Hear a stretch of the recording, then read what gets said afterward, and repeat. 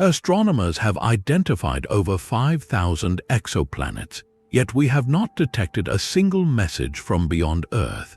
By the end of this journey through 30 of the most intriguing questions about alien life, you will see how each answer could transform our understanding of existence itself. We will explore why the silence from the cosmos is so puzzling and what the rare signals we have picked up might mean. Each question leads to deeper unknowns, and the answers could reshape everything we know about life itself. What do you think is the most likely reason we have not heard from anyone else? The silence from the cosmos forces us back to the most basic question of all. Is there life elsewhere in the universe? It sounds simple, but the answer would rewrite everything we know. To grasp why so many scientists believe the odds are in our favor, we have to start with scale. The observable universe contains at least 2 trillion galaxies. Each galaxy, like our Milky Way, holds hundreds of billions of stars, and around a significant fraction of those stars we now know orbit planets. The numbers become almost impossible to hold in your head, yet they point to one conclusion. If Earth is the only place life ever emerged, then we are an absurdly rare exception in an ocean of possibilities. For decades, researchers have tried to turn this intuition into a testable idea. In the early 1960s, astronomer Frank Drake wrote down a formula we now call the Drake equation. It was not meant to provide a precise number. Instead, it was a way to organize our ignorance. The equation multiplies factors like the rate of star formation, the fraction of stars with planets, the number of those planets that could support life, and the fraction where life actually arises. Then it adds the chance that life becomes intelligent and develops technology that sends signals into space. When you plug in even conservative estimates, the result often suggests there could be thousands or even millions of communicative civilizations in our galaxy alone. Of course, every factor in the equation carries huge uncertainty. We do not know how often life emerges from simple chemistry. We do not know how intelligence evolves or how long civilizations survive.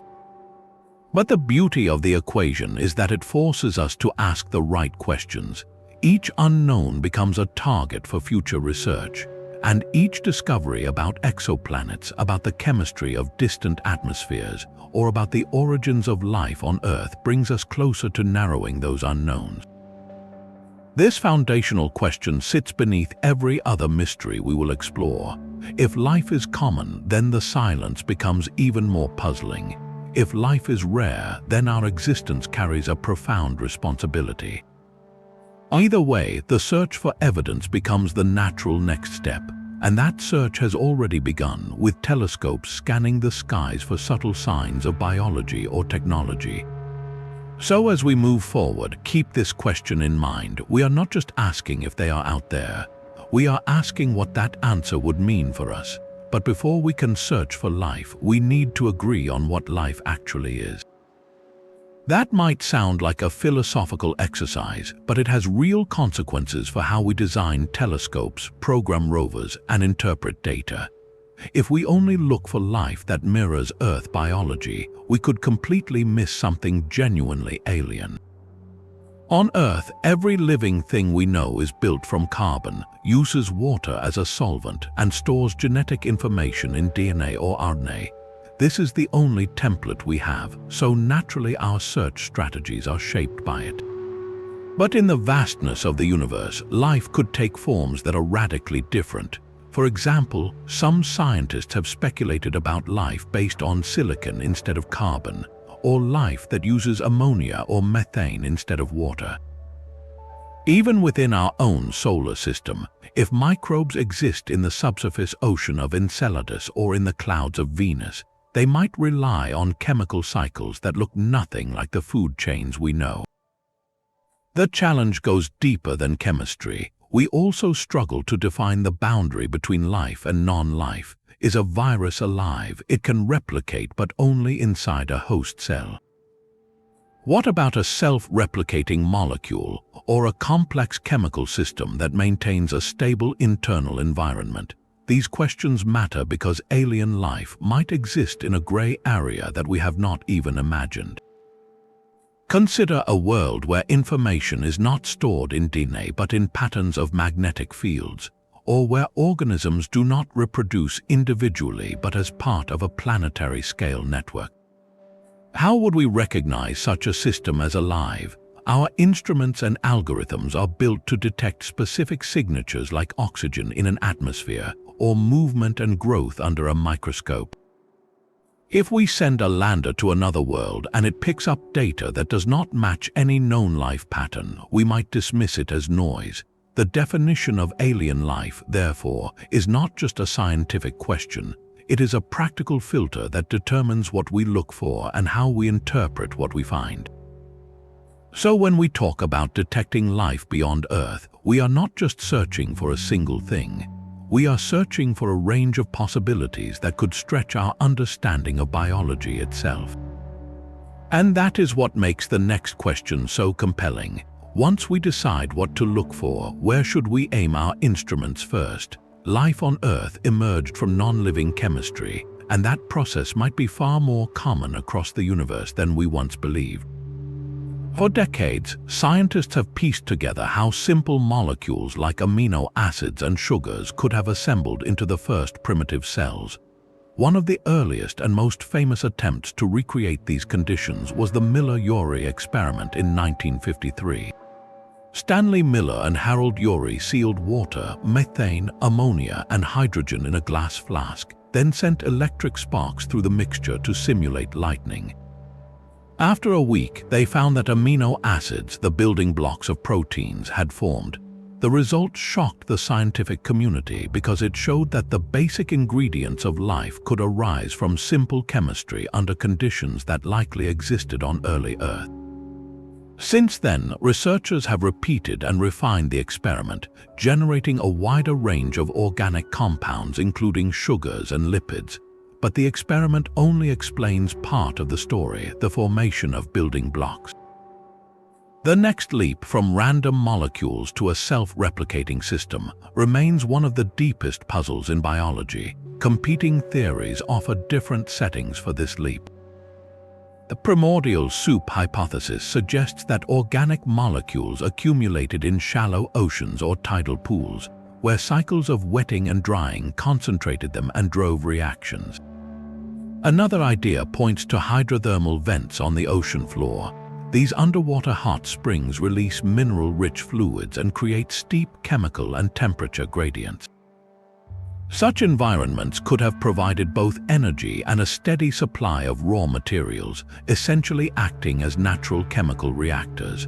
Some researchers propose that life first emerged not in the open ocean but within tiny pores in rocks where molecules were protected and concentrated.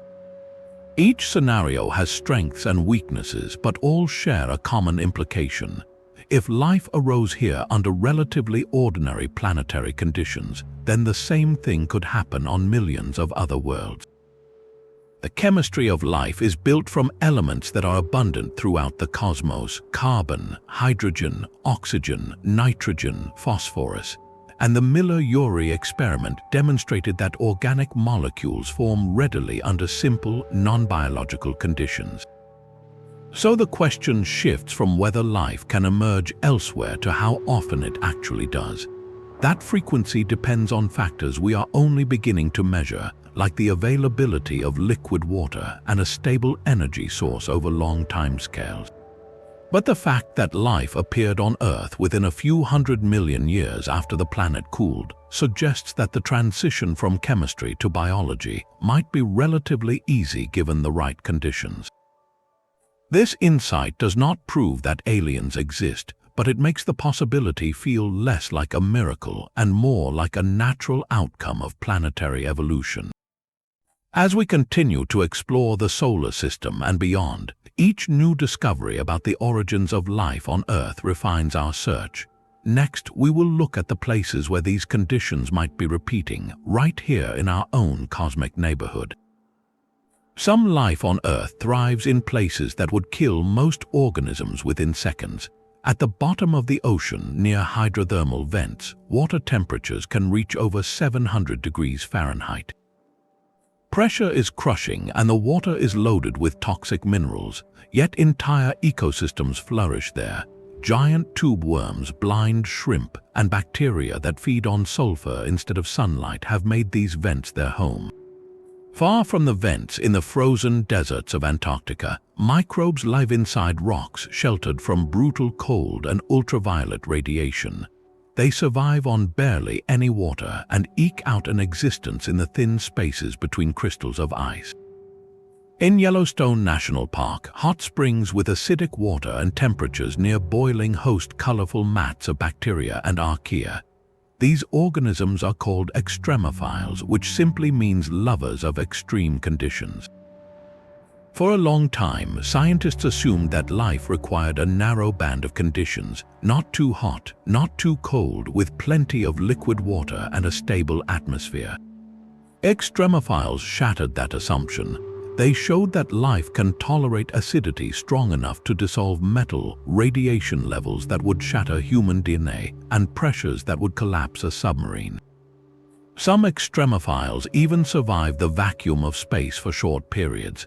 The key is that each organism adapts to its specific environment. They do not just endure, they actively grow and reproduce. If life can do that here on Earth, then the range of potentially habitable worlds expands dramatically. Consider Mars. Its surface is cold, dry, and bombarded by radiation. But below the surface, there might be pockets of liquid water, possibly salty and briny. Extremophiles on Earth thrive in similar brines, like the Don Juan Pond in Antarctica, one of the saltiest bodies of water on the planet. If microbes exist on Mars, they would likely be found underground, living off chemical energy from rocks. Then there are the icy moons of Jupiter and Saturn. Europa, covered in a thick crust of ice, likely hides a global ocean of liquid water underneath. That ocean is kept warm by tidal forces, and it is in direct contact with a rocky seafloor. Deep-sea vent ecosystems on Earth thrive without sunlight, relying on chemistry.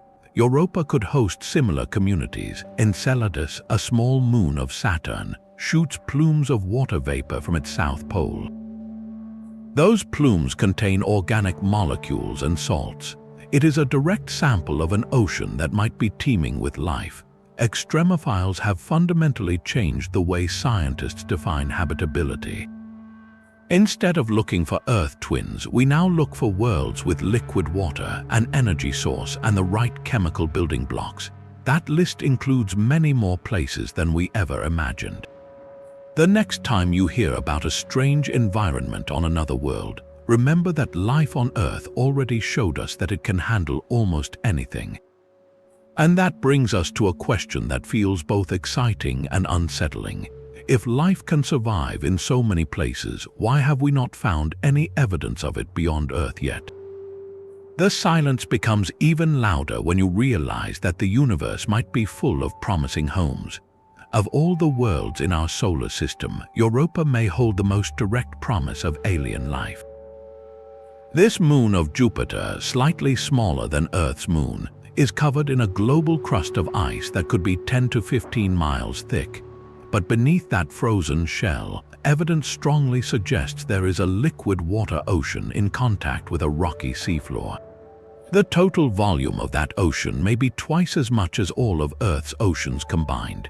And where there is liquid water, energy, and the right chemical elements, life has a chance.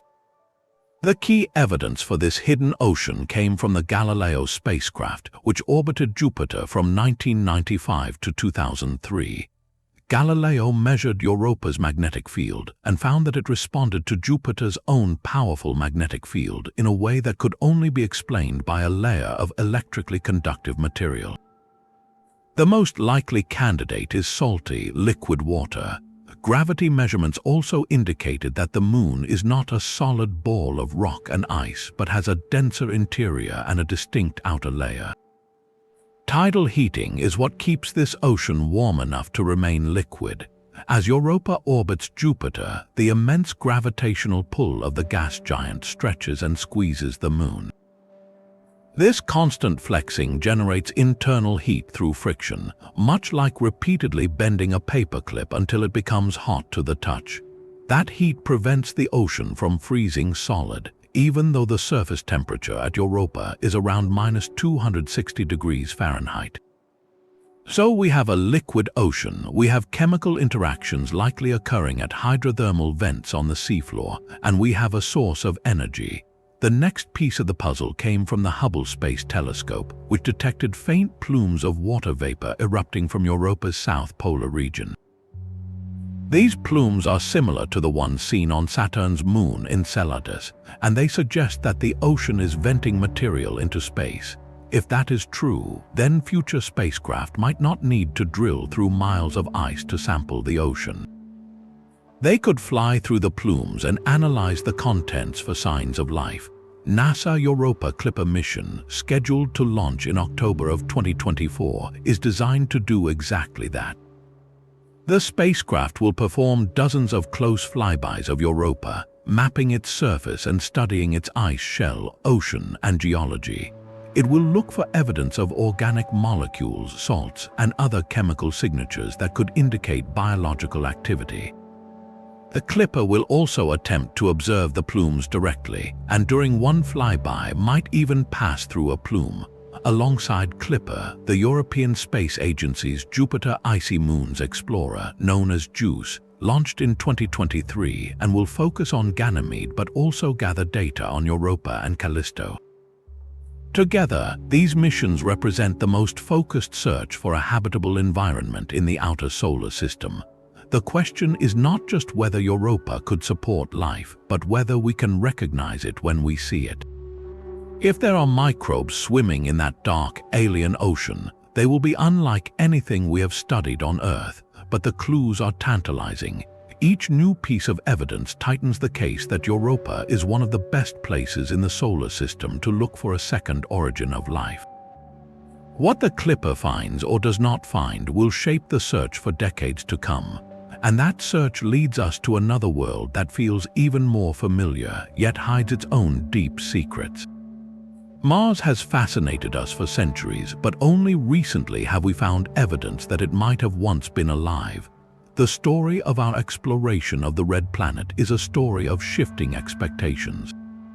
Early telescopes revealed dark patches that some thought were vegetation. Then the Mariner and Viking missions in the 1960s and 70s showed a cold, desolate world with a thin atmosphere. Hopes for a lush Martian civilization faded, but those same missions also revealed something unexpected. Vast channels carved into the surface, looking exactly like dry riverbeds on Earth. Here was proof that liquid water once flowed across Mars, perhaps in rivers, lakes, or even an ocean. Water is the essential ingredient for life as we know it, and its presence in the past changed the question from whether Mars was habitable to whether it ever was inhabited. Since then, a fleet of orbiters and rovers has transformed our understanding.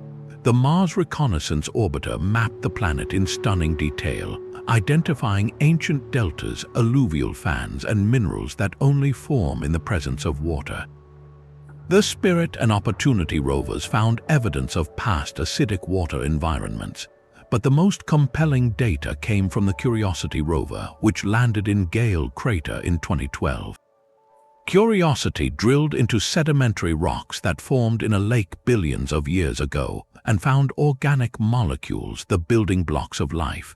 The rover also detected methane in the atmosphere, a gas that on Earth is produced largely by living organisms. The measurements showed that methane levels rise and fall with the seasons, a pattern that hints at an underground source, perhaps biological, perhaps geological. The debate remains open, but each new finding tightens the case that Mars was once a much warmer, wetter world where microbial life could have thrived.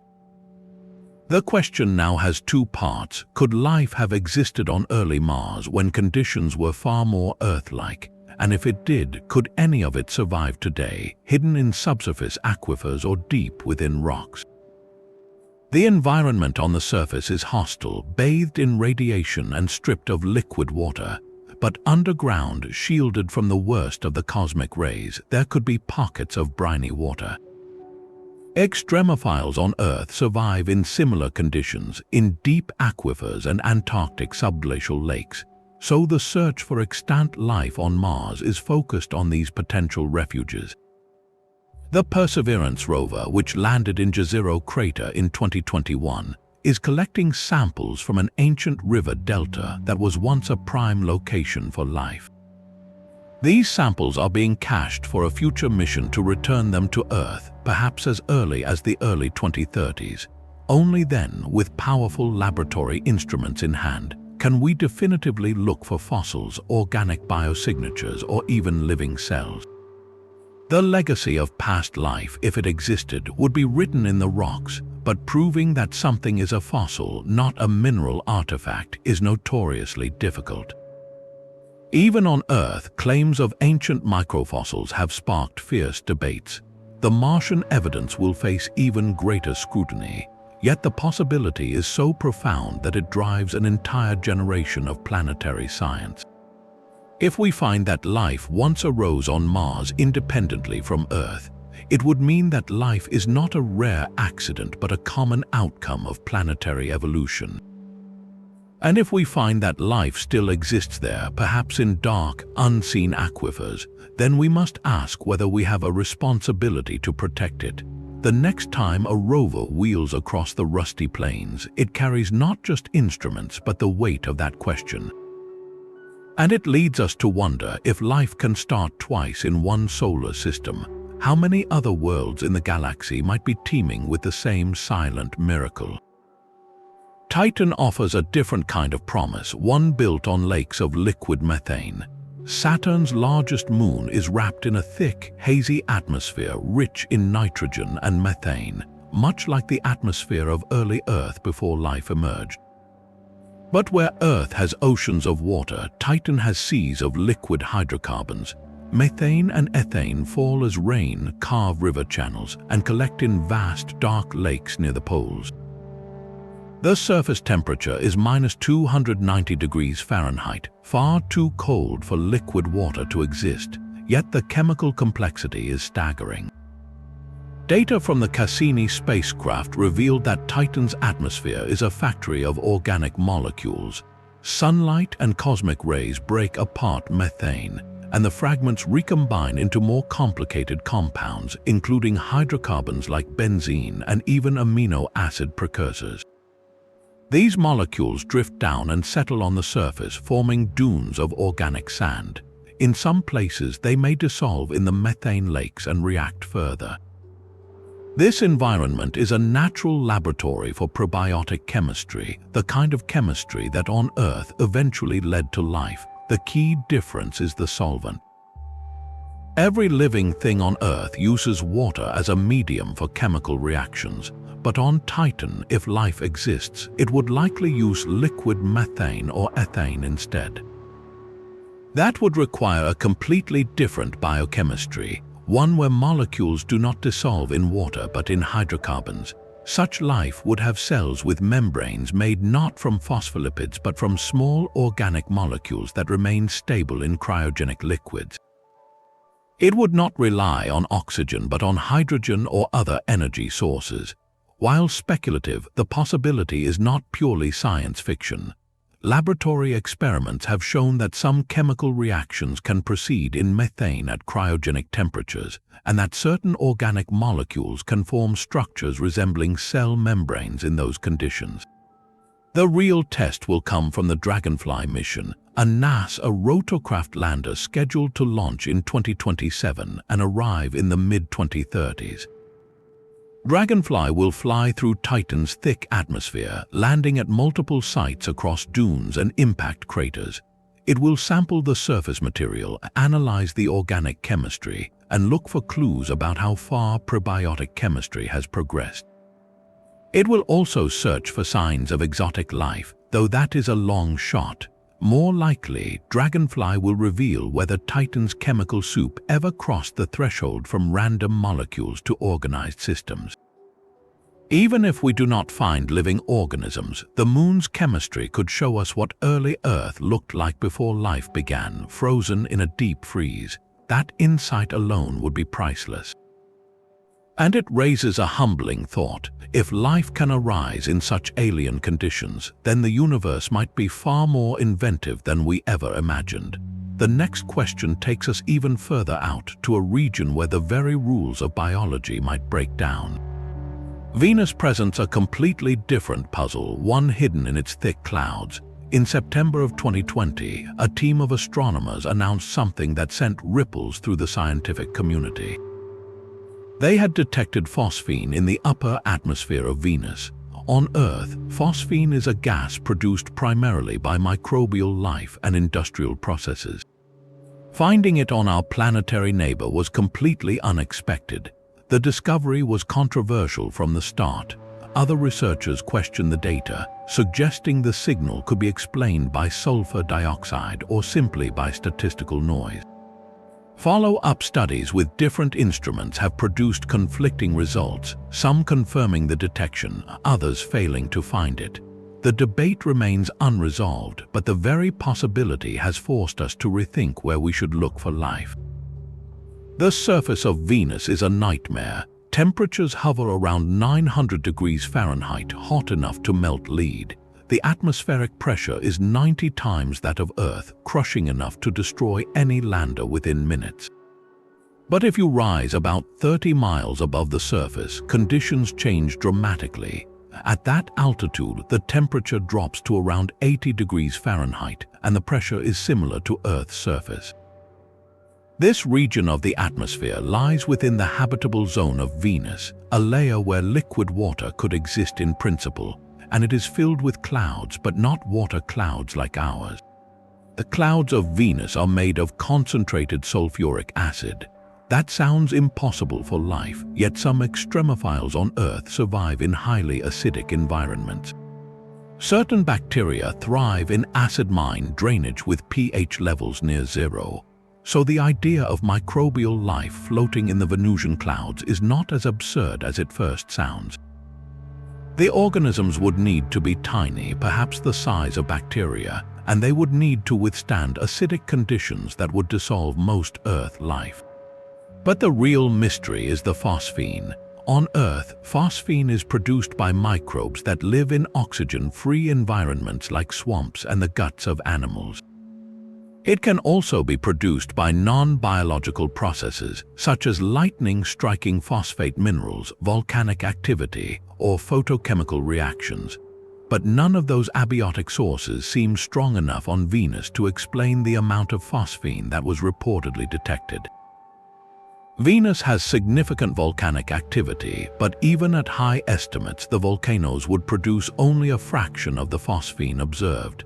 Lightning is rare on Venus, and photochemical models suggest that phosphine should be destroyed quickly by sunlight.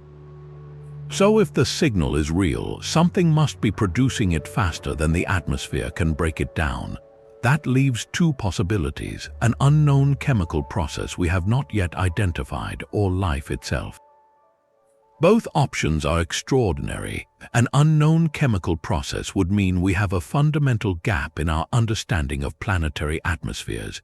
Life would mean we are not alone in the solar system. The scientific community is divided, and rightly so. The evidence is tantalizing but far from conclusive. Future missions like Rocket Lab's planned private mission to Venus in the mid-2020s, or NASA Da Vinci and Veritas probes scheduled for the early 2030s, will directly sample the atmosphere and measure its chemistry. They will look for organic molecules, complex hydrocarbons, and other biosignatures that could confirm or refute the phosphine detection. Until then, the clouds of Venus remain one of the most exciting and frustrating mysteries in astronomy. A world we once dismissed as a hellish twin now whispers the possibility that life might float just above the inferno. And if that whisper proves true, it would change everything we thought we knew about where life can survive. The answer, whatever it is, will come from the data we have not yet gathered. And that search for evidence pushes us toward the next great frontier, the cosmos beyond our own solar system, where the signals are fainter and the stakes even higher. Thousands of exoplanets have been catalogued in just a few decades. Before 1995, we did not know for certain that planets orbited other stars. Now we have confirmed over 5,000, and the count keeps climbing. This avalanche of data came from two space telescopes in particular. Kepler launched in 2009 and stared at a single patch of sky for years, watching for the tiny dips in starlight caused by planets crossing in front of their parent stars. It found thousands of candidates. Its successor, TESS, launched in 2018 and scans nearly the entire sky, covering brighter stars and uncovering planets closer to home. Together, these missions have revolutionized our understanding of how common planets actually are. One of the most important findings is that small, rocky planets like Earth are not rare. In fact, they appear to be the most common type of planet in the galaxy, but being rocky is not enough. A planet also needs to orbit at the right distance from its star so that liquid water can exist on its surface. Astronomers call this region the habitable zone, sometimes nicknamed the Goldilocks zone, because conditions are not too hot and not too cold. If a planet is too close to its star, water boils away. If it is too far, water freezes solid. The habitable zone depends on the star's size and brightness. For a star like our Sun, the habitable zone roughly spans from about the orbit of Venus to the orbit of Mars. Earth sits right in the middle. Using data from Kepler, scientists estimated that around 1 in 5 Sun-like stars has a rocky planet within its habitable zone. That is an astonishing number. Consider the Milky Way alone, which contains about 100 billion stars. If 1/4 of them are Sun-like, that gives us roughly 25 billion such stars. And if 1 in 5 of those hosts a habitable zone rocky planet, we are looking at 5 billion potentially Earth-like worlds just in our galaxy. Each one is a candidate for life. Of course, being in the habitable zone does not guarantee that a planet actually has liquid water or an atmosphere. Venus is in the habitable zone, but its runaway greenhouse effect turned it into a furnace. Mars is also in the habitable zone, but it lost most of its atmosphere and became a frozen desert. So the next question is more subtle. Among those billions of candidates, how many are truly Earth-like with stable climates, liquid water, and the right chemical ingredients for life? That is what next-generation telescopes like the James Webb Space Telescope are beginning to investigate. By analyzing the light passing through a planet's atmosphere, Webb can detect molecules such as water, carbon dioxide, and methane. It might even find signs of life itself. The statistics tell us that the raw material for life is abundant, but the presence of a habitable world and a world that actually hosts life are two very different things. The distance between those two possibilities is exactly where the greatest mystery lies, and as we refine our tools and methods, that gap narrows with every new observation. So we are left with a question that feels both thrilling and humbling. Among all those rocky planets in the habitable zone, how many of them are truly alive? Alien life could be built from elements we barely consider. Our assumption that life must be carbon-based is a habit born from a single data point, Earth. But the universe has a knack for surprise, and other chemistries might work just as well under the right conditions. One of the most discussed alternatives is silicon. Silicon sits directly below carbon on the periodic table and shares some of its chemical properties, like the ability to form long-chain molecules. In theory, silicon could replace carbon as the backbone of biological structures. There is a catch, though. Silicon bonds are weaker and less stable at the temperatures where liquid water exists. On a scorching world like Venus, where temperatures are hundreds of degrees, silicon-based molecules could hold together more easily. But at Earth-like temperatures, they tend to break down or react with oxygen in ways that do not support complex chains. So silicon life would require a very different environment, perhaps a planet with a thick, hydrogen-rich atmosphere and no free oxygen. Even then, the molecules would likely be rigid and slow, not the flexible, dynamic chemistry we associate with life. That does not rule it out entirely, but it does suggest that silicon-based organisms, if they exist, would be very alien indeed.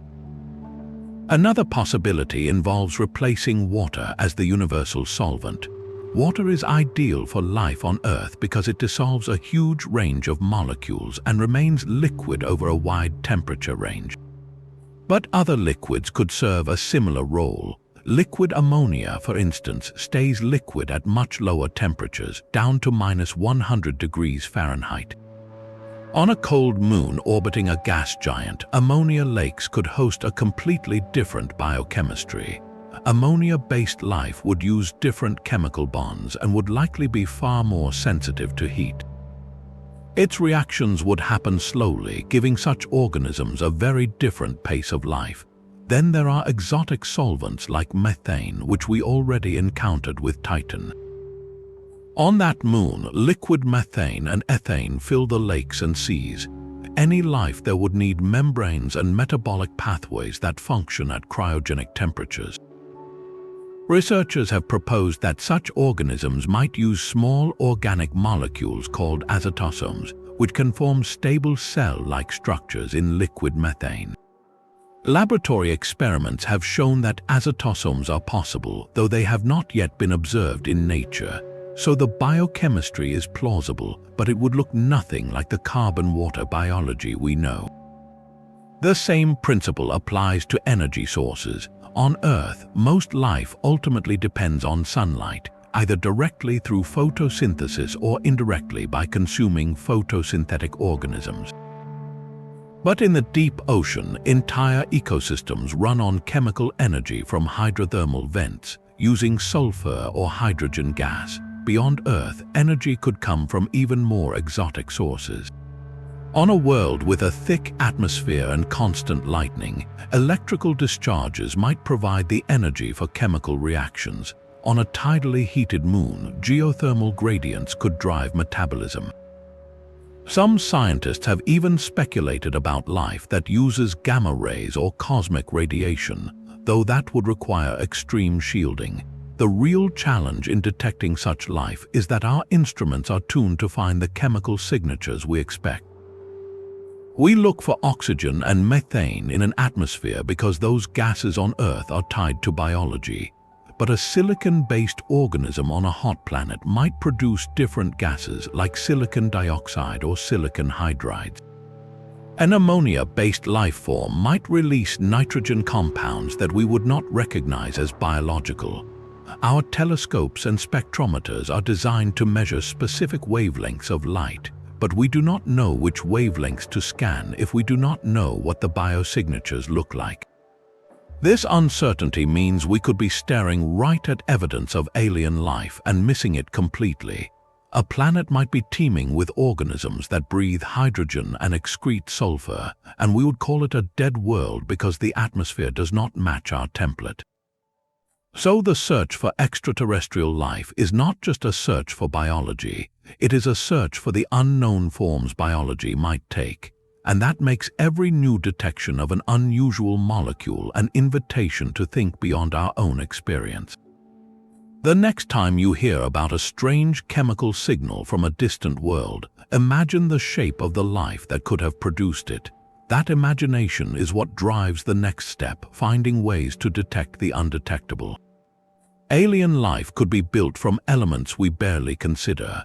Our assumption that life must be carbon-based is a habit born from a single data point, Earth. But the universe has a knack for surprise, and other chemistries might work just as well under the right conditions. One of the most discussed alternatives is silicon. Silicon sits directly below carbon on the periodic table and shares some of its chemical properties, like the ability to form long-chain molecules.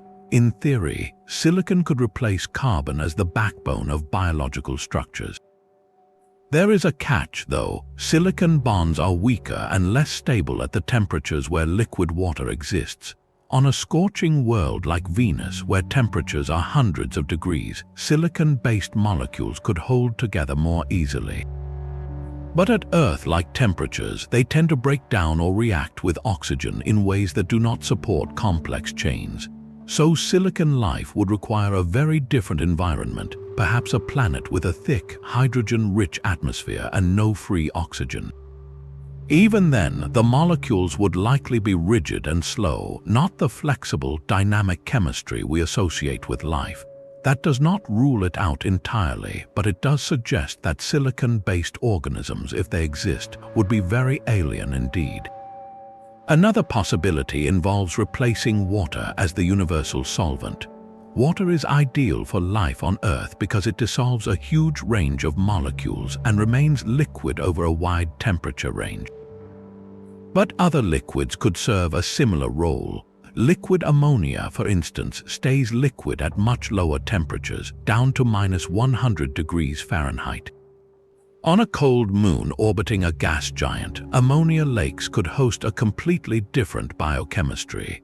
Ammonia-based life would use different chemical bonds and would likely be far more sensitive to heat.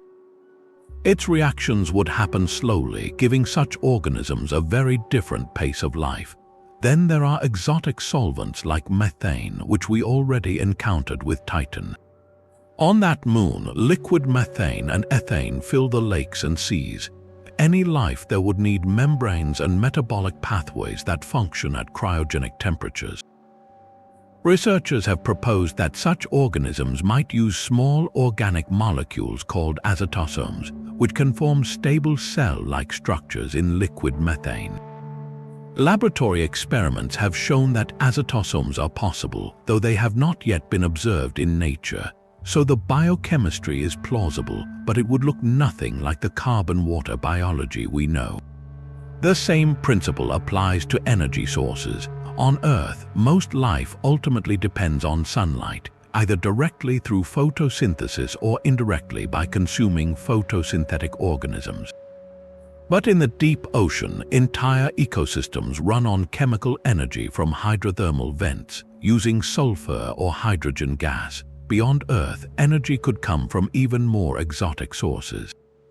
On a world with a thick atmosphere and constant lightning, electrical discharges might provide the energy for chemical reactions. On a tidally heated moon, geothermal gradients could drive metabolism. Some scientists have even speculated about life that uses gamma rays or cosmic radiation, though that would require extreme shielding. The real challenge in detecting such life is that our instruments are tuned to find the chemical signatures we expect. We look for oxygen and methane in an atmosphere because those gases on Earth are tied to biology. But a silicon-based organism on a hot planet might produce different gases like silicon dioxide or silicon hydrides. An ammonia-based life form might release nitrogen compounds that we would not recognize as biological. Our telescopes and spectrometers are designed to measure specific wavelengths of light, but we do not know which wavelengths to scan if we do not know what the biosignatures look like. This uncertainty means we could be staring right at evidence of alien life and missing it completely. A planet might be teeming with organisms that breathe hydrogen and excrete sulfur, and we would call it a dead world because the atmosphere does not match our template. So the search for extraterrestrial life is not just a search for biology, it is a search for the unknown forms biology might take. And that makes every new detection of an unusual molecule an invitation to think beyond our own experience. The next time you hear about a strange chemical signal from a distant world, imagine the shape of the life that could have produced it. That imagination is what drives the next step, finding ways to detect the undetectable.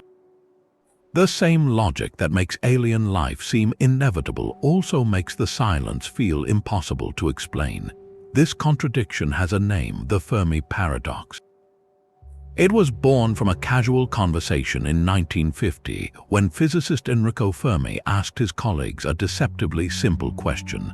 If the universe is so vast and so old, and if life is common, where is everybody? The question captured a profound tension. On one side, we have the staggering numbers from the Drake equation, billions of stars, billions of planets, billions of years for evolution to unfold. On the other side, we have a single, deafening fact. We have not detected a single confirmed signal, artifact, or visit from any extraterrestrial civilization. The paradox has haunted scientists and thinkers ever since. It forces us to confront the possibility that our assumptions might be wrong. Perhaps intelligent, technological life is extremely rare. Perhaps it arises only once in a galaxy, or even once in the entire observable universe. That would make Earth a cosmic anomaly, a lonely accident in an otherwise silent cosmos. But the numbers suggest otherwise, which is why the paradox remains so stubborn. Many possible resolutions have been proposed, and each one reveals something about our own biases and fears. Some argue that all civilizations eventually destroy themselves through war, environmental collapse, or technological catastrophe. Others suggest that advanced life evolves into a state where it no longer builds radio transmitters or starships, becoming something we simply cannot recognize as a civilization. Maybe it uploads itself into virtual reality or becomes a silent, post-biological intelligence that has no interest in talking to us.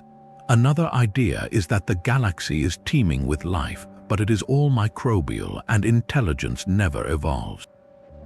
Or that intelligence does evolve, but it stays silent, hidden, or deliberately avoids contact. There is even the unsettling thought that we might be living in a zoo, watched by a civilization that chooses not to interfere, much like we observe animals in a nature reserve without communicating with them. Each of these possibilities is a doorway into a different vision of the cosmos, and each one carries implications for how we should search. The Fermi Paradox is not a proof that aliens do not exist. It is a challenge to our imagination. It asks us to look at the silence and wonder whether it means we are alone, or whether we simply have not yet learned to listen in the right way. Up next, we will explore the most optimistic explanation, the idea that the silence is just a matter of time and distance. Could the silence be explained by a single, nearly impossible step in the long chain from chemistry to civilization? That is the core of the Great Filter hypothesis. The idea is simple but unsettling. Somewhere along the path from a lifeless planet to a spacefaring civilization, there must be a barrier so difficult to cross that almost no species ever makes it through. If that barrier lies behind us in our past, then we are one of the rare successes in the galaxy, perhaps the only one. If it lies ahead of us, then our future holds a challenge that has ended every other civilization before it reached the stars. The steps that lead from a barren world to a technological species are many. First, life must arise from non-living chemistry, a leap we call abiogenesis. Then that life must evolve complex cells, then multicellular organisms, then intelligence, and finally the ability to build tools and send signals across space. Each step is a bottleneck. Some steps may be easy, others nearly impossible.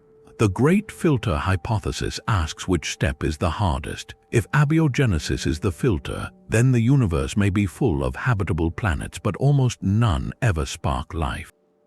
That would make Earth extremely special. If the filter is the jump from simple cells to complex ones, then microbial life might be common across the galaxy, but advanced life is vanishingly rare. Or if the filter is intelligence itself, then the cosmos could be teeming with complex, non-intelligent organisms, but no one ever builds a radio. Each possibility changes how we interpret the silence. The most sobering option is that the filter is still ahead of us. In that scenario, many civilizations may have risen to our level of technology, only to be stopped by a challenge they could not overcome. That challenge could be environmental collapse, the destructive use of advanced technology, or some other existential risk we have not yet foreseen. This idea does not mean we are doomed. It means we have a responsibility to recognize the filter and avoid it. The question forces us to look at our own civilization.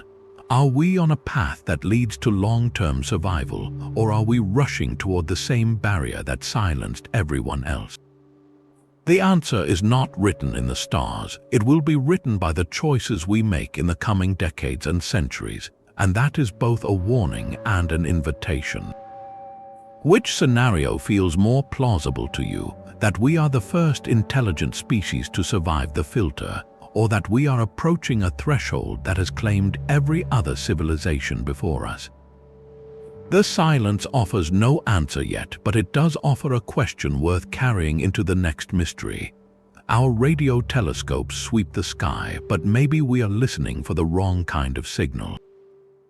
For decades, the search for extraterrestrial intelligence has focused on radio waves, the same technology we ourselves used in the 20th century. But a civilization that is only a few hundred years more advanced than us might have moved on to something far more sophisticated, something we can barely detect or even imagine. Consider neutrinos, ghostly particles that pass through planets as if they were empty space. They are incredibly hard to catch, requiring massive underground detectors buried in ice or deep inside mountains. If an alien civilization used neutrino beams to communicate, we would need a completely different kind of receiver, and we might not even recognize the signal if we stumbled upon it.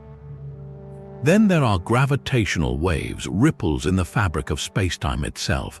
We only confirmed their existence in 2015, and we can only detect the most violent events like black hole mergers. But a sufficiently advanced species might be able to generate controlled gravitational waves for communication, a technology so far beyond our current engineering that it would look like magic. Quantum communication is another frontier. On Earth, we are just beginning to experiment with quantum entanglement to transmit information in ways that are theoretically immune to eavesdropping. A civilization that mastered this could send messages that we would not even register as signals because they do not involve particles or waves in any conventional sense. The deeper point is that our own technology is changing so fast that we might already be missing something obvious. Think about the technological singularity, a hypothetical future point where artificial intelligence surpasses human intelligence and then advances at an incomprehensible rate. A post-singularity civilization would not need radios or starships. It could exist as pure information, distributed across a network of self-replicating machines or stored in exotic matter. It might have no interest in communicating with biological beings stuck at a primitive level, or it might communicate in ways that appear as natural phenomena to us, like a subtle pattern in cosmic rays or a peculiar wobble in a star's orbit. We are like a tribe in the Amazon who has just invented the drum, assuming that everyone else in the world must be using drums too, but the rest of the world moved on to radio, then to fiber optics, then to the internet. The silence we hear might simply mean that the galactic conversation has moved to a channel we have not yet learned to tune into, and that raises a humbling question. How much of what we call the natural universe is actually technology we are too primitive to recognize? One of the most unsettling explanations for the silence is that advanced civilizations tend to destroy themselves. The very technologies that allow a species to become powerful also give it the tools to end its own existence. Earth offers a sobering preview of this possibility. In the 20th century, we developed nuclear weapons powerful enough to wipe out entire cities in a single flash. A full-scale conflict between nations armed with such weapons could have thrown the planet into a nuclear winter, blocking sunlight for years and collapsing agriculture. That scenario did not happen, but it easily could have. The lesson is clear. A civilization's survival depends not just on intelligence but on wisdom. The same pattern might repeat across the galaxy. Perhaps many species reach a point where their technological power outpaces their social and political maturity. They become capable of destroying themselves before they learn to manage the risks. This idea goes by many names: the Great Filter, the technological adolescence trap, the self-annihilation hypothesis. It suggests that the most common endpoint for intelligent life is not interstellar colonization but quiet extinction. consider another risk that emerges from our own near future: environmental changes on a global scale. Burning fossil fuels releases carbon dioxide, which traps heat in the atmosphere. Scientists warn that unchecked warming could lead to rising seas, more frequent extreme weather, and disruptions to food production. A civilization that fails to navigate this challenge might collapse, unable to recover the stability it once had. On other worlds, the specific problem might be different. It could be the overuse of a vital resource, the release of a toxic byproduct, or the accidental creation of a runaway ecological disaster. The underlying pattern is the same. A species reshapes its planet so drastically that it becomes uninhabitable. Then there is the possibility of artificial intelligence. We are already building systems that can outperform humans at specific tasks. In the coming decades, we may create machines with general intelligence that surpasses our own. If such an intelligence is not carefully aligned with human values, it could pursue goals that conflict with our survival. A superintelligent system, even one that is not malicious, might treat humanity as an obstacle or a resource. This is not science fiction. Researchers in the field of AI safety are actively studying how to prevent such outcomes. If other civilizations faced the same challenge, they may have failed to solve it. The pattern, if it holds, would explain the silence perfectly, not because life is rare, but because intelligent, technological life is fragile. It appears, thrives for a brief period, and then disappears before it can spread across the stars. Our own trajectory suggests we are approaching this dangerous crossroads. We have the power to destroy ourselves through conflict, environmental shifts, or artificial intelligence. We also have the power to choose a different path. The question is whether we are wise enough to survive our own adolescence. The stars may be full of the ruins of civilizations that were not.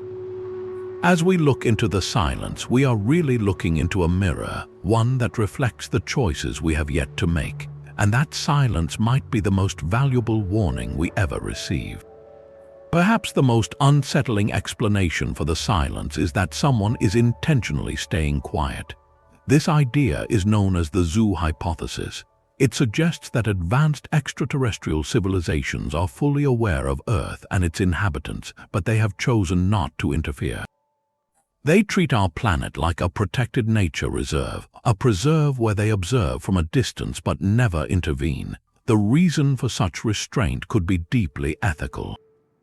Imagine a civilization that has watched countless worlds bloom and fade. They might have developed a code of conduct that forbids meddling with young, pre-technological species. Contact could shatter a culture, provoke wars, or derail a species' natural development. It might be seen as the ultimate form of contamination, robbing humanity of the chance to grow on its own terms. In that sense, the silence is not neglect, it is respect. The zoo hypothesis draws a direct parallel to a well-known concept from science fiction, the Prime Directive from Star Trek. In that universe, the United Federation of Planets forbids its members from interfering with the internal development of less advanced civilizations, even if that means standing by while they suffer. The idea is that every species must find its own path. The Prime Directive is fictional, but it captures a very real debate among astrobiologists and philosophers. Would we want to be contacted by a superior intelligence, or would we prefer to be left alone until we are ready? If the galaxy is filled with civilizations that reached this conclusion long ago, then our isolation makes perfect sense. They are watching, waiting, and deliberately staying hidden. And if that is true, then the silence we hear is not empty. It is filled with the quiet patience of observers who have seen this story play out many times before. The question then becomes, how will we earn the moment they decide to break that silence? Some philosophers believe the silence we observe is not a sign of emptiness, but a clue that our entire reality is running on a server far more advanced than any machine we have built. The simulation hypothesis suggests that what we perceive as the universe might actually be a highly detailed computer program created by a post-human civilization. If that is true, then every star, every planet, every living thing, including us, is nothing more than lines of code. And alien life, they might be the equivalent of non-player characters, entities placed in the simulation to populate the cosmos or to test our reactions. The idea was popularized by philosopher Nick Bostrom in 2003. He argued that if a civilization reaches a point where it can simulate conscious minds with perfect fidelity, and if it chooses to run many such simulations, then the number of simulated beings would vastly exceed the number of biological ones. Statistically, we are far more likely to be living inside a simulation than outside one. Bostrom's argument rests on three assumptions: that it is possible to create a simulation with conscious beings, that a civilization would want to run such simulations, and that it would not destroy itself before reaching that capability. If all three hold, then the odds tilt heavily toward us being virtual. Now, what does that mean for alien life? In a simulation, the programmer could choose to populate the universe with whatever they want. Maybe they filled it with empty space and a few planets to make the simulation feel realistic, but never bothered to add intelligent aliens because they were not relevant to the story. Or perhaps they did add aliens, but those aliens are themselves simulations running inside the same program. They might be aware of us, or they might be just as puzzled by the silence as we are. The simulation hypothesis provides a unique twist on the Fermi Paradox. It suggests the reason we see no alien signals is that the simulation's designers did not include them. They set up a universe that looks vast and empty on purpose to create a specific experience for the simulated inhabitants. We are the main characters in this digital world, and the aliens are merely background scenery, never meant to interact. Or perhaps the simulation is a scientific experiment, testing how a civilization reacts to the discovery that it is not alone, and the designers have not yet triggered that event. This idea challenges every assumption we hold about reality. If we are in a simulation, then all our scientific laws are just rules programmed by someone else.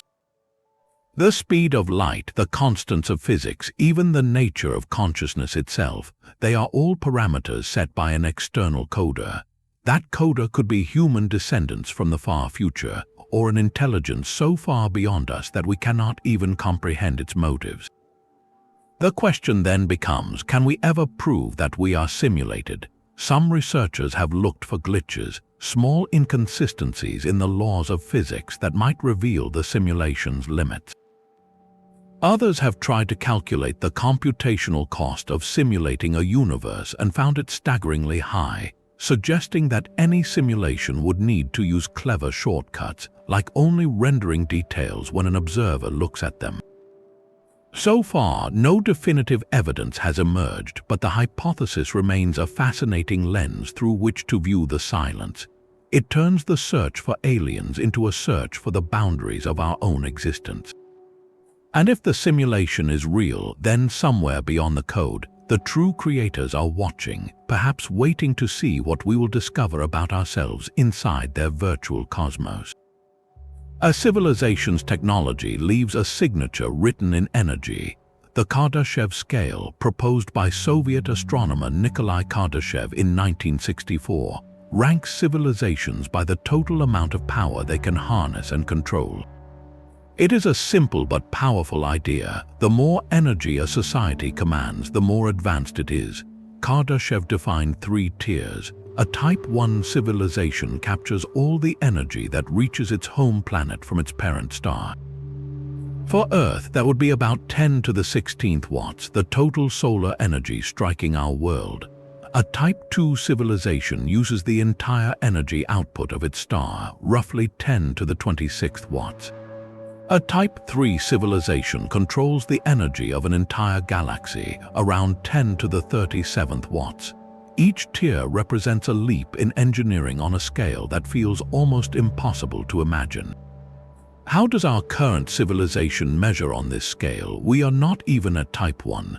We are probably around type 0.7 or 0.8, depending on how you calculate it. We extract energy from fossil fuels, nuclear reactions, hydroelectric dams, and solar panels, but we still capture only a fraction of the sunlight that reaches Earth. We have not yet learned to harness all the energy that falls on our planet. A true Type 1 civilization would have mastered fusion power, managed the climate, and controlled all planetary resources without waste. It would be a civilization that has outgrown the limitations of a single world. What would a Type 2 civilization look like? It would need to capture the entire energy output of its star. The most famous hypothetical structure for this is the Dyson sphere, named after physicist Freeman Dyson.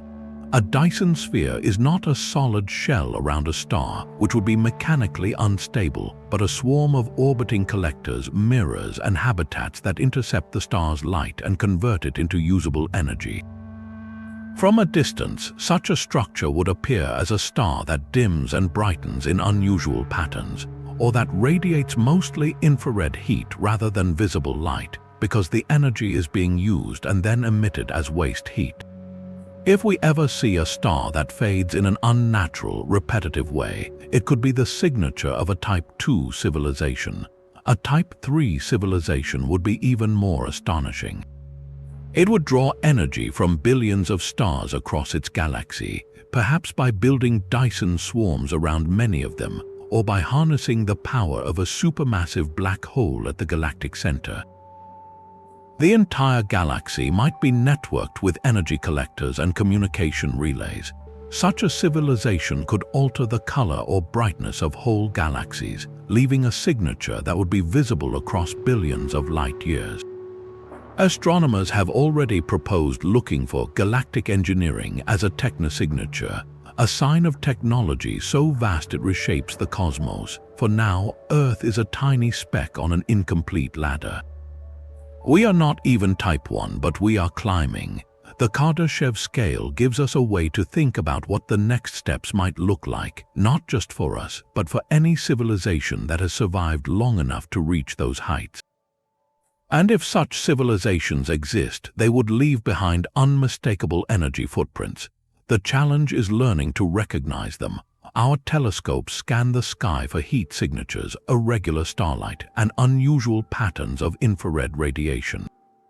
Each of those anomalies could be a clue, a faint trace of an intelligence that has learned to harness the power of a star or even an entire galaxy.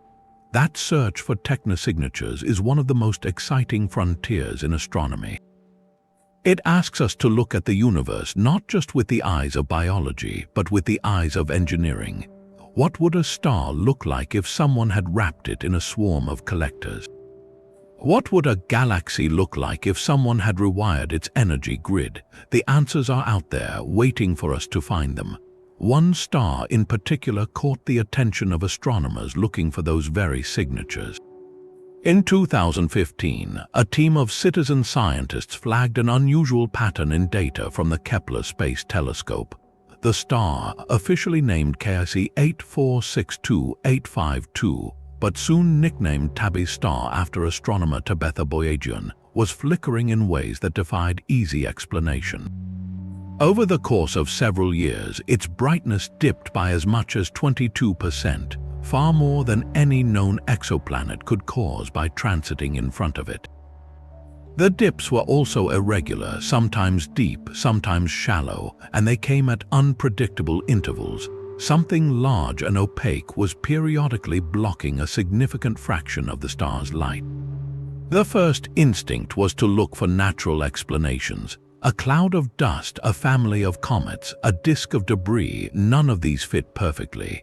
A dust cloud would have to be enormous and oddly shaped to block that much light, and it would also cause the star to appear redder when dimmed, but the observations showed no change in color. Comets could produce irregular dips, but the sheer amount of material required seemed improbable. The puzzle deepened when the star also showed a long-term dimming trend over decades, as if something was gradually consuming its light. At that point, some researchers began to consider more exotic possibilities. Could an alien civilization be building a megastructure around the star, a swarm of solar collectors, or a Dyson sphere? The idea was electrifying. Media outlets around the world ran headlines speculating that we might have found the first direct evidence of extraterrestrial engineering. The speculation was not reckless, but it was premature. Scientists cautioned that extraordinary claims require extraordinary evidence, and the data from a single star, no matter how strange, was not enough to support such a monumental conclusion. Instead, they got to work gathering more observations. Over the following years, telescopes around the world and in space turned their gaze toward Tabby's star. The Hubble Space Telescope, the Spitzer Space Telescope, and ground-based observatories all collected data across different wavelengths. The breakthrough came when researchers noticed that the dimming events were wavelength-dependent. The star appeared much dimmer in ultraviolet light than in infrared light. That pattern is exactly what you would expect from dust, not from a solid object. Dust particles scatter shorter wavelengths more effectively, so ultraviolet light gets blocked more than infrared light passes through. A solid megastructure would block all wavelengths equally. The dust hypothesis gained further support when the star's long-term dimming was found to be consistent with a cloud of fine-grained particles gradually orbiting inward. Today, the consensus is that Tabby's star is almost certainly not an alien construction site. Instead, the most likely explanation is irregular clouds of dust, possibly from a family of comets or a shattered moon, that occasionally drift across our line of sight. The dust is not uniform, which explains the irregular dips. The long-term dimming could be a separate phenomenon, perhaps related to internal stellar cycles. The mystery has been largely resolved, but the episode taught an important lesson. The universe is full of phenomena that look unnatural at first glance, but most of them turn out to have perfectly natural causes. The bar for claiming alien technology is extremely high, and it should be. The search for extraterrestrial intelligence demands patience, rigor, and a willingness to keep looking even when the most exciting explanation turns out to be wrong. That same discipline will guide astronomers as they continue scanning the skies for signs that are truly beyond nature. The next question asks whether a different kind of signal, one that repeats, could finally give us the answer. The search for alien signals has expanded far beyond radio waves. Astronomers now look for technosignatures, any measurable sign of technology that could reveal an intelligent civilization at work. The idea is simple. If a species builds things on a planetary scale, those things will leave traces we can detect across the light years. Radio telescopes still matter, but they are just one tool in a growing kit. Consider industrial pollution. On Earth, we release gases like chlorofluorocarbons and nitrogen dioxide into the atmosphere. Those chemicals show up in the spectrum of light that passes through our air. If an alien civilization had factories, power plants, and refrigerators, their atmosphere might contain similar pollutants. A telescope like the James Webb Space Telescope can analyze the light from a distant exoplanet and look for those telltale molecules. It is not easy, the signal is faint, but the possibility is real. Another technosignature is artificial light. Imagine looking at Earth from space at night. The glow of cities is unmistakable, a patchwork of warm yellow and white dots scattered across the dark continents. If an exoplanet has cities, the lights on its night side might be detectable as a flickering signature over time. The challenge is that the light from the planet is drowned out by the glare of its parent star. But future observatories, like the proposed large UV optical infrared surveyor, might be able to block that starlight and see the dim glow of an artificial metropolis. Solar panels are another candidate. If a civilization covers a significant fraction of its planet with highly reflective solar collectors, the planet would reflect starlight in a very specific way. The reflection spectrum of silicon, for example, is different from natural surfaces like vegetation or rock. astronomers have already begun modeling what such a signature would look like. The key is to find a world that reflects an unnatural amount of light at particular wavelengths. Each of these methods requires powerful telescopes and careful analysis. That is where projects like Breakthrough Listen come in. Launched in 2015, Breakthrough Listen is the most comprehensive search for extraterrestrial intelligence ever undertaken. It uses the Green Bank Telescope in West Virginia, the Parkes Telescope in Australia, and the Automated Planet Finder in California to scan millions of stars for narrowband radio signals. But it also looks for optical and infrared pulses. The project is systematic, covering 10 times more sky than any previous search. Its data is open to the public, allowing anyone to help sift through the signals. The scale of the effort is immense, yet it is still just a beginning. We have only examined a tiny fraction of the stars in our galaxy for technosignatures. Most searchers assume that a civilization would deliberately broadcast a signal, but the technosignature approach does not rely on intent.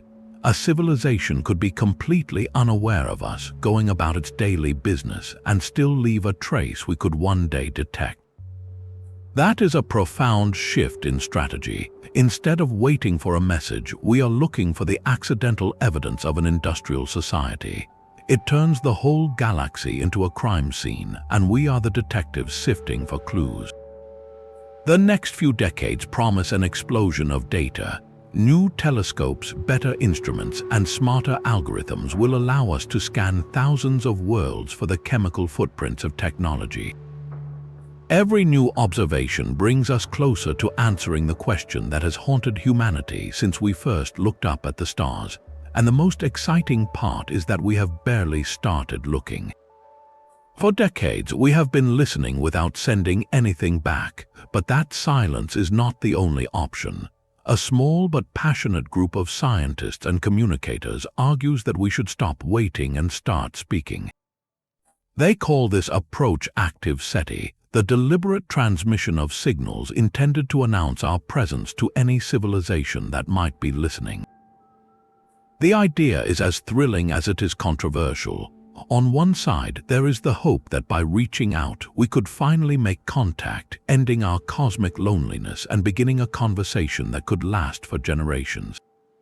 On the other side, there is the fear that broadcasting our location is like lighting a beacon in a dark forest, inviting dangers we cannot imagine. The most famous example of such a message was sent in 1974 from the Arecibo radio telescope in Puerto Rico. It was a simple binary image, only 1,679 bits of data, aimed at a cluster of stars 25,000 light-years away. The message contained information about our DNA, our solar system, and the shape of a human being. It was a symbolic gesture, more a demonstration of technology than a serious attempt at contact, but it showed that we are capable of reaching out.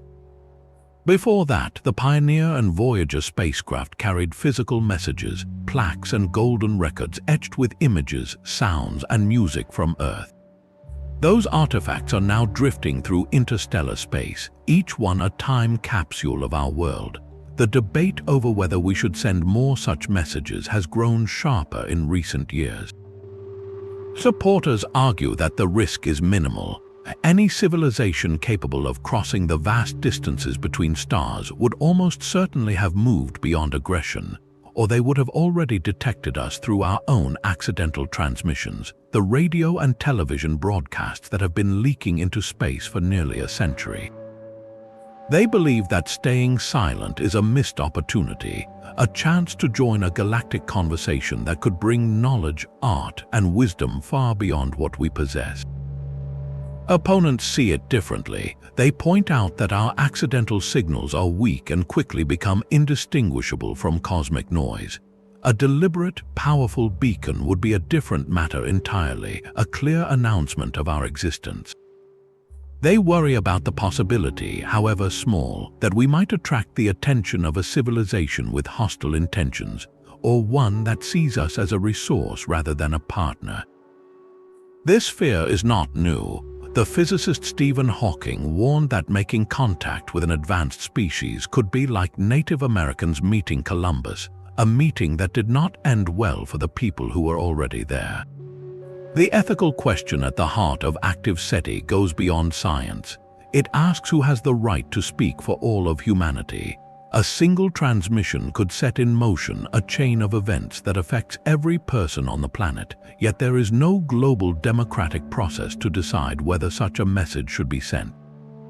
Decisions have been made by small groups of scientists with their own convictions. Many in the international community have called for a moratorium on active SETI until a broader consensus can be reached. The debate is not just about whether we are ready to talk, but whether we are wise enough to know what to say. As our technology continues to advance, the question will not fade.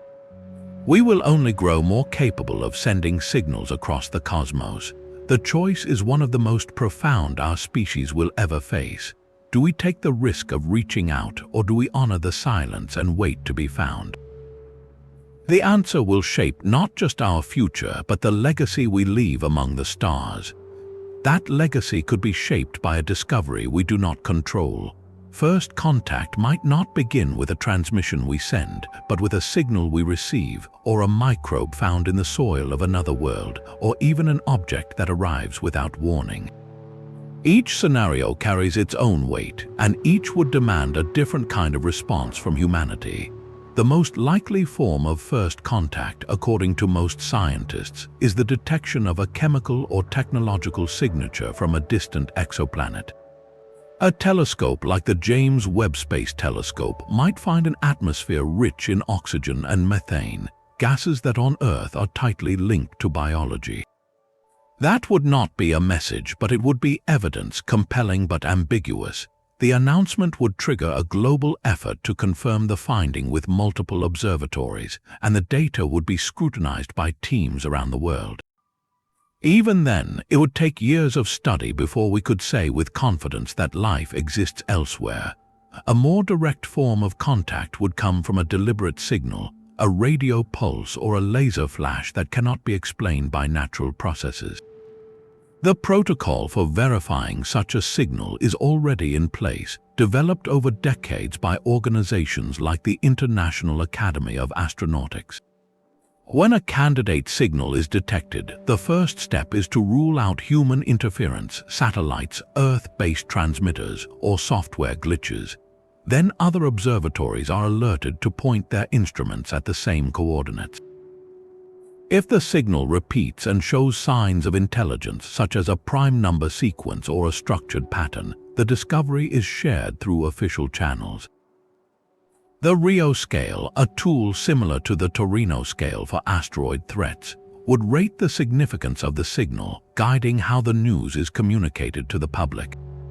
At that point, the United Nations would likely convene a special committee, bringing together scientists, diplomats, and ethicists to decide how to respond. A global reaction would unfold in stages, from cautious excitement to coordinated efforts to decode the message, if any. The public would be informed gradually, but the news would spread faster than any official statement. Social media, news networks, and conversations in every language would carry the story. The world would hold its breath. That scenario assumes a signal from a distant intelligence. But first contact could be closer to home. We might discover microbial life in the subsurface ocean of Europa or Enceladus or in the clouds of Venus. Such a discovery would be less dramatic than a radio message, but its implications would be just as profound. It would prove that life is not a one-time accident and that the universe is likely teeming with organisms.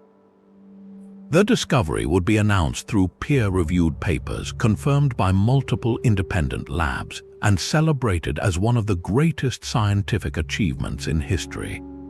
The planning of future missions would accelerate, and the question of planetary protection, keeping Earth organisms from contaminating other worlds and vice versa, would become a central focus of space policy.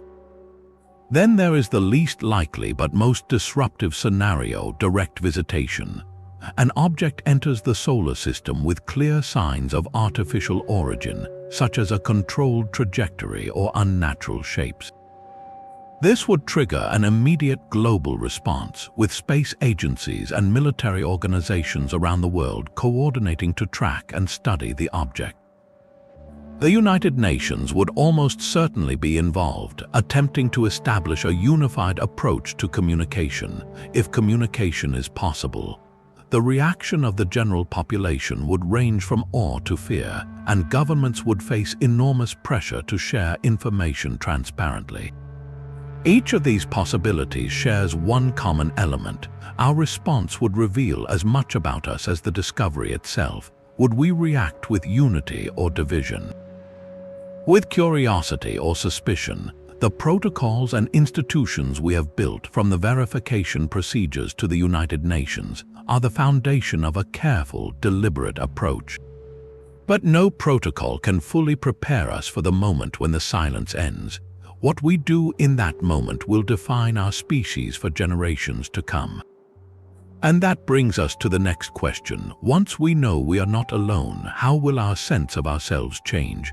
A single rock from Mars nearly changed everything. In August of 1996, a team of NASA scientists made a stunning announcement. They believed they had found fossil evidence of ancient microbial life inside a meteorite known as LH84001. The rock had been blasted off the surface of Mars 16 million years ago, drifted through space, and landed in Antarctica 13,000 years ago. When researchers cracked it open and looked at it under an electron microscope, they saw tiny worm-like structures that resembled bacteria. They also detected organic molecules and minerals that on Earth are associated with biological activity. The press conference was broadcast live around the world. The President of the United States made a statement. News networks ran non-stop coverage. It felt like the moment humanity had been waiting for. But then the debate began. Other scientists argued that the structures were too small to be fossils, and that the organic molecules could have come from Earth contamination or from non-biological reactions on Mars itself. Over the following years, the claim was challenged from every angle. No single piece of evidence was strong enough to withstand scrutiny. Today, most researchers agree that the meteorite does not contain definitive proof of past life. The case remains open, but the consensus has shifted toward skepticism. What that episode revealed, however, was not just the limits of our instruments, but the depth of our longing. When the news broke, people reacted with wonder, hope, and even fear. Religious leaders issued statements. Philosophers debated the implications. The stock market barely flinched, but the cultural impact was immediate and global. It showed that even the suggestion of microbial life, the smallest, simplest form of biology, can shake humanity to its core. Now imagine if the evidence was rock solid. Imagine if a rover on Mars picked up a sample that clearly contained living cells, or if a spectrometer on a distant exoplanet detected a biosignature that could not be explained by anything except biology. The announcement would be entirely different from the news of an intelligent signal. With intelligence, we would face the prospect of communication, diplomacy, and the unknown intentions of another mind. With microbes, we face something more fundamental.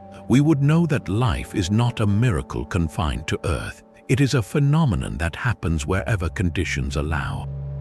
That knowledge would rewrite biology. Every textbook would need a new chapter. The origin of life would no longer be a single data point. It would become a field of comparative biology, studying how life works on different worlds with different chemistries.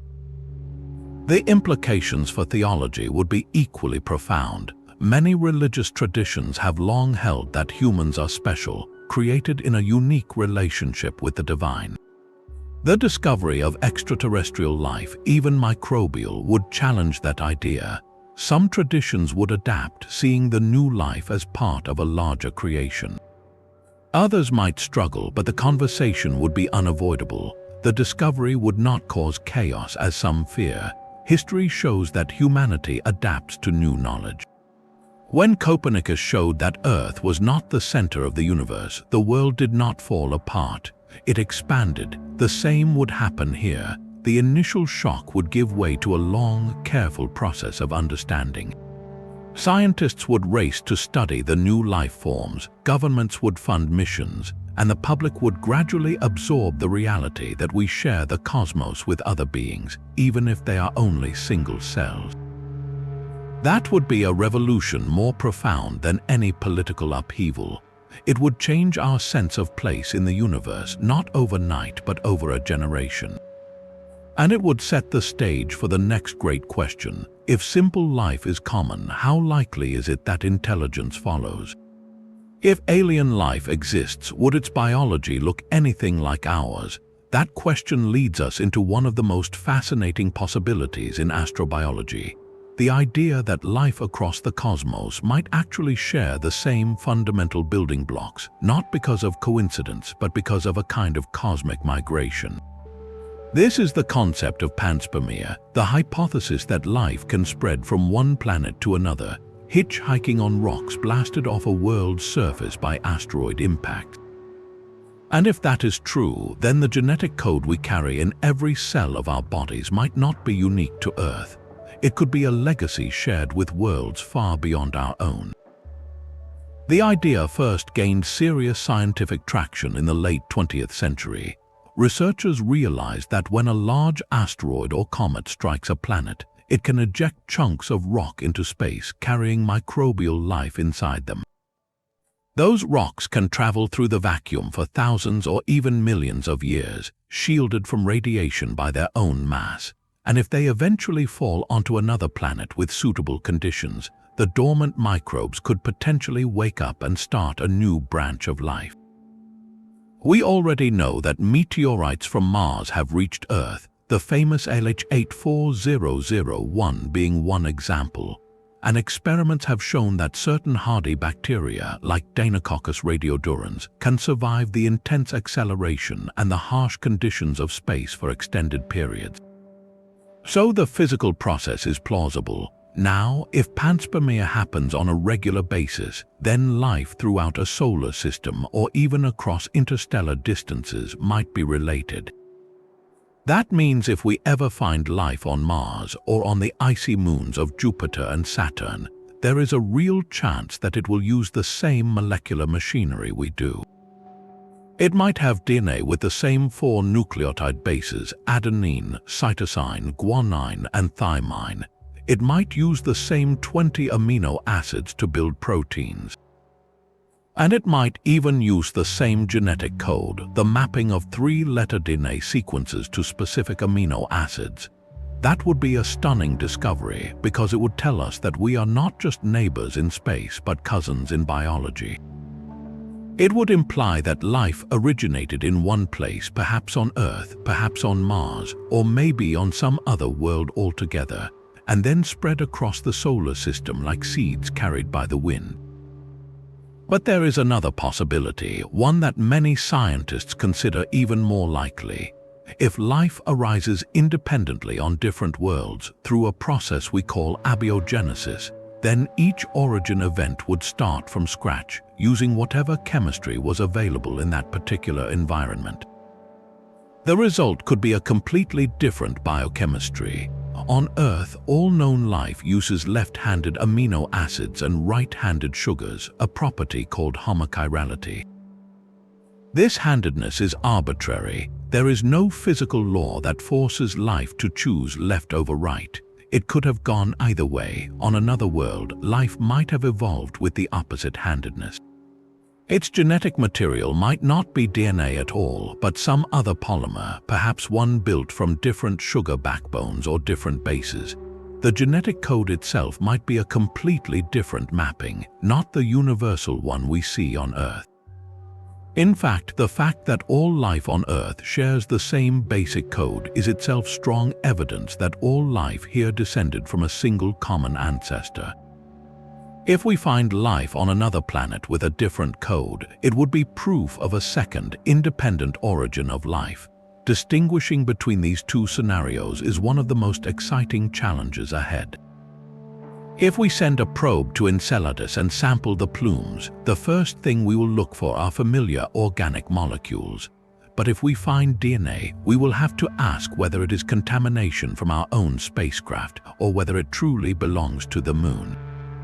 And if we can rule out contamination, then we face the possibility that life on Enceladus shares a common ancestor with life on Earth, perhaps having been seeded by a meteorite from our own planet billions of years ago. That would be a profound connection, a reminder that we are part of a larger biological network woven through the solar system. On the other hand, if we find something truly alien, like a genetic system based on a different set of molecules, that would be equally profound.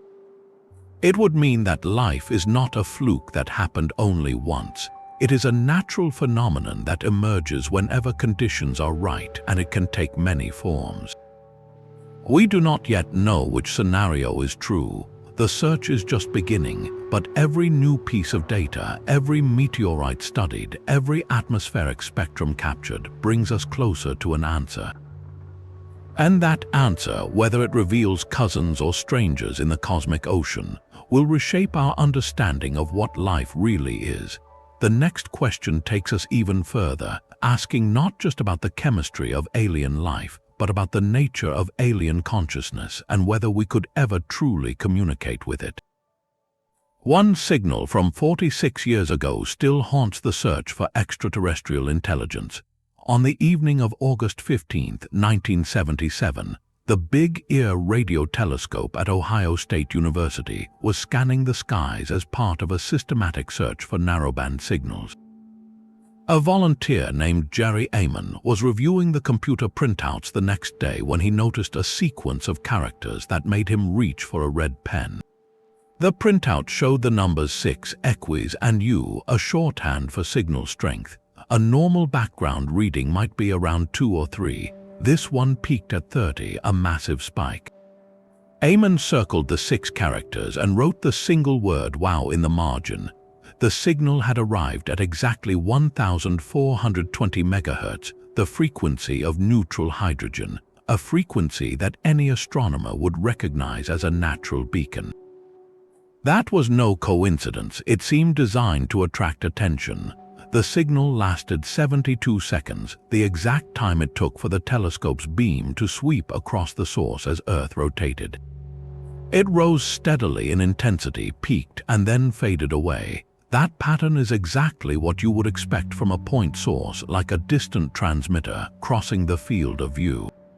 The signal never returned. In the decades since, astronomers have pointed radio telescopes back toward that same patch of sky, in the constellation Sagittarius, hundreds of times. They have listened at every frequency, at every time of year. Nothing. The silence is absolute. The leading natural explanation emerged decades later. In 2016, astronomer Antonio Paris proposed that the signal could have come from a cloud of hydrogen gas surrounding a comet. Comets release hydrogen when sunlight breaks apart their water molecules, creating a glowing cloud of gas that can emit at 1,420 MHz. Paris identified 2 comets that were passing through the region of sky at the time, Comet 266P or Christensen and another called P or 2008 or Y2 or Gibbs. He argued that the telescope might have accidentally swept through a hydrogen cloud left by one of those comets. The theory attracted attention, but it had problems. To produce a signal that strong, the comet would have needed to be far brighter in hydrogen than any observed comet, and the telescope should have seen a similar signal from many other comets over the years, which it did not. The hypothesis remains unproven, and many researchers remain skeptical. Another possibility is that the WOW signal originated from a distant, naturally occurring astrophysical phenomenon, such as a flare from a magnetar or a transient maser event. But no known natural source produces a narrowband signal that cleanly at the hydrogen line, and the lack of a repeat makes it impossible to test any explanation with confidence. The WOW signal remains the most tantalizing single candidate for an extraterrestrial signal ever recorded. It is a case study in the central challenge of SETI. A single event, no matter how compelling, is not enough. Without replication, without a second observation that confirms the source, it remains an anomaly. It could be a message from another civilization that broadcast only once, perhaps accidentally, or a natural phenomenon we do not yet understand, or even an artifact of human technology that has been forgotten. The lesson is both hopeful and humbling. It shows that the universe is full of surprises and that a dedicated search can stumble upon something genuinely strange. But it also shows how difficult it is to move from a single promising event to a confirmed discovery. Every candidate must survive rigorous scrutiny, and most will not.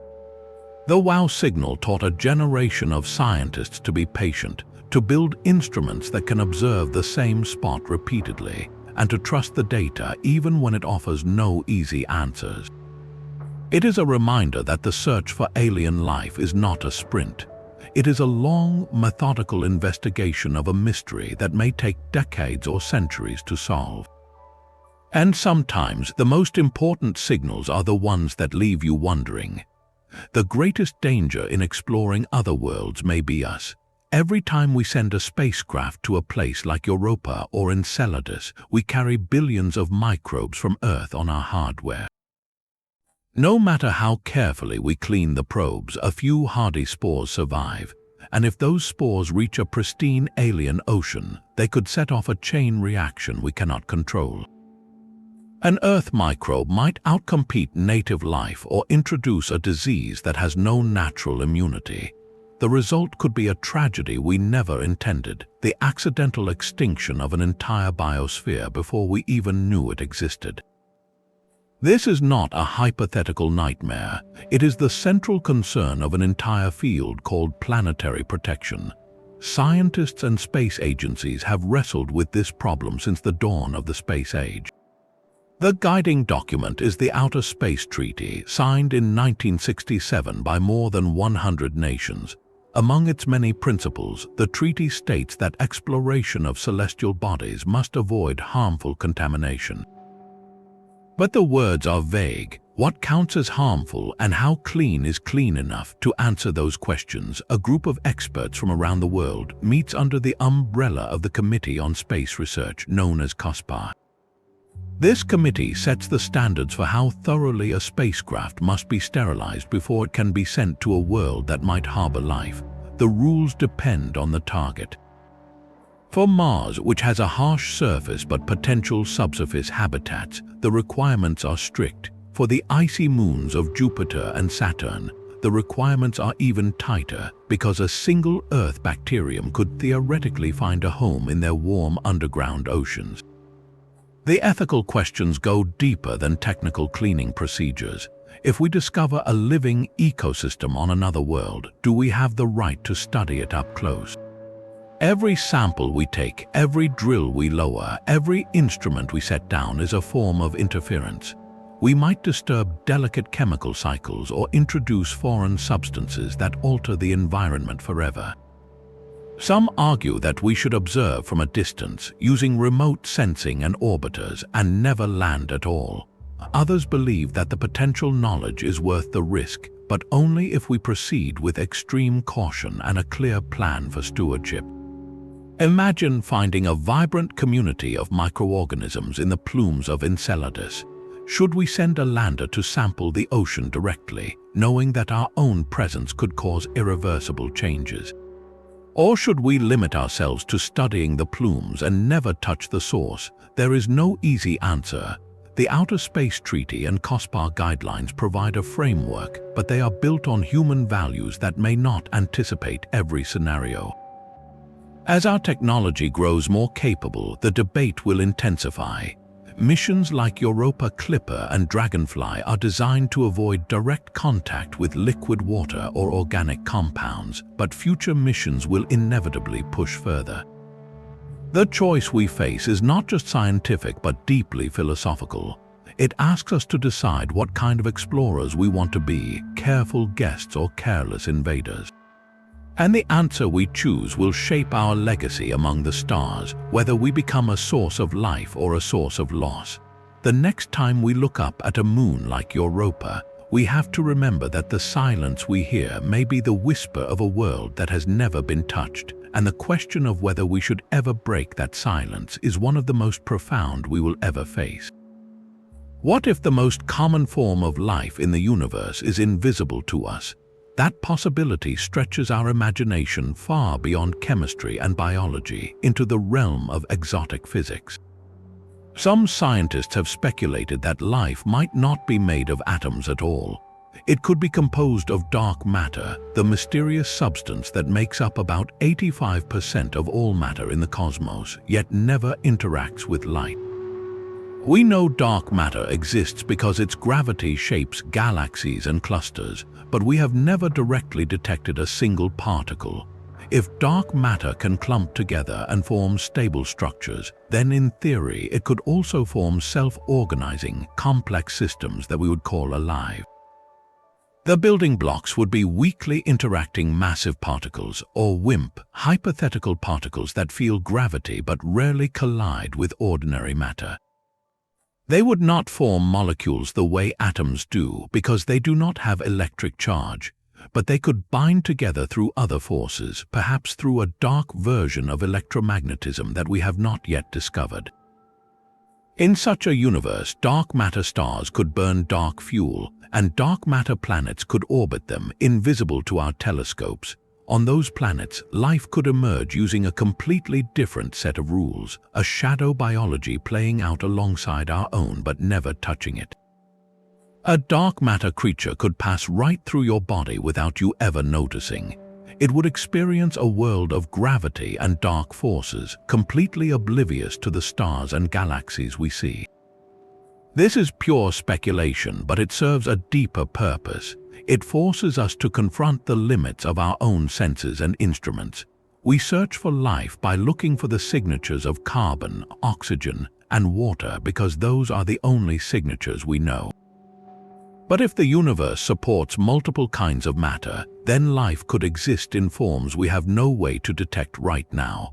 The silence we hear might not be emptiness, but a conversation happening on a channel we have not yet learned to tune into. Some physicists have even proposed that dark matter could form complex structures like dark atoms, dark molecules, and dark cells, all held together by a dark version of the strong or weak nuclear force. That would be a parallel universe of chemistry, invisible and intangible, but just as rich as our own. The implications are staggering. It means that the search for alien life might need to expand beyond electromagnetic radiation and into gravitational waves or neutrino patterns, signals that dark matter might produce as it interacts with itself. For now, this idea lies at the edge of science, more philosophy than testable hypothesis. But it reminds us that our definition of life is shaped by our own narrow experience. Every time we think we have drawn the boundary, the universe invites us to redraw it. And that is exactly what makes the search so thrilling, because the most alien life might be the kind we have not even imagined. The most direct evidence of alien life may come from the light of distant stars. When a planet crosses in front of its parent star, a tiny fraction of that starlight passes through the planet's atmosphere before reaching our telescopes. The gases in that atmosphere absorb specific colors of light, leaving a kind of fingerprint in the spectrum. By analyzing those fingerprints, astronomers can identify the chemical composition of a world hundreds of trillions of miles away. It is a method that has already revolutionized our understanding of exoplanets, and it is now being pushed to its limits in the search for life. The James Webb Space Telescope, launched in December of 2021, is the most powerful instrument ever built for this task. Its mirrors capture infrared light with unprecedented sensitivity, and its spectrometers can split that light into thousands of individual wavelengths. When Webb points at a transiting exoplanet, it can detect molecules like water vapor, carbon dioxide, and methane in the atmosphere. The promise of finding oxygen and methane together is especially exciting. On Earth, oxygen is produced in vast quantities by photosynthesis, and methane is produced by both biological and geological processes. But if both gases are present in an atmosphere, they react with each other and break down over time. To maintain high levels of both, something must be continuously replenishing them. On Earth, that something is life. Finding an atmosphere rich in oxygen and methane would be a strong candidate for a biosignature. But there are potential false positives. Oxygen can also be produced by the splitting of water molecules by ultraviolet light from a star, a process called photolysis. The hydrogen escapes to space, leaving oxygen behind. This could create an oxygen-rich atmosphere without any life. Similarly, methane can be produced by volcanic activity or by reactions between rocks and water deep underground. So a single gas is never enough. The strength of a biosignature comes from the combination of gases and their ratios, along with the planet's location in the habitable zone and the behavior of its star. One of the most anticipated targets for Webb is the TRAPPIST-1 system, a small, ultra-cool dwarf star about 40 light-years away. It hosts 7 Earth-sized planets, 3 of which orbit within the habitable zone. In the summer of 2023, Webb observed the inner planets of the system and found that they are likely bare rock with very thin atmospheres, if any. That was a disappointment, but the search continues on the outer planets, which might retain thicker atmospheres. The observations are painstaking. Each transit lasts only a few minutes, and Webb must collect data from dozens of transits to build a usable spectrum. The results are beginning to trickle in. In early 2024, Webb detected carbon dioxide on a planet called TRAPPIST-1c, but no sign of water or methane. The data is still sparse, but it is teaching us how to distinguish between a dead world and a living one. Every new observation refines our understanding of what a true biosignature looks like. And the most exciting part is that the telescope is just getting started. Over the next few years, it will examine dozens of planets, pushing deeper into the atmospheres of smaller, cooler worlds. The atmosphere of an exoplanet is a message written in light, waiting for us to decode it. Each molecule is a letter, and the combination of letters may one day spell out the answer to the oldest question we know. Intelligence may take forms we can barely recognize. When we think about alien minds, the temptation is to imagine another version of ourselves, curious, logical, and driven by the same emotions that shape human history.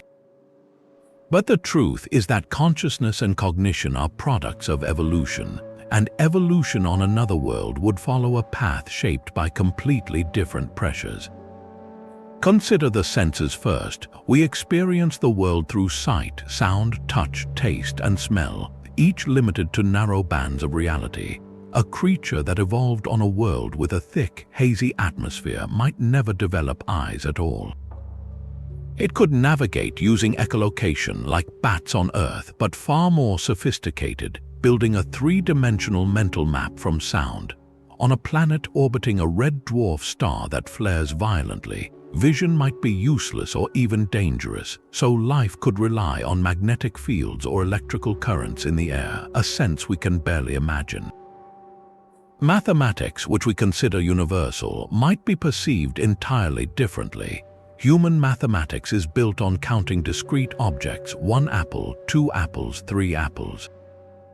But a species that evolved in a fluid environment where boundaries are fuzzy and objects blend into one another might develop a math based on continuous change with no concept of whole numbers at all.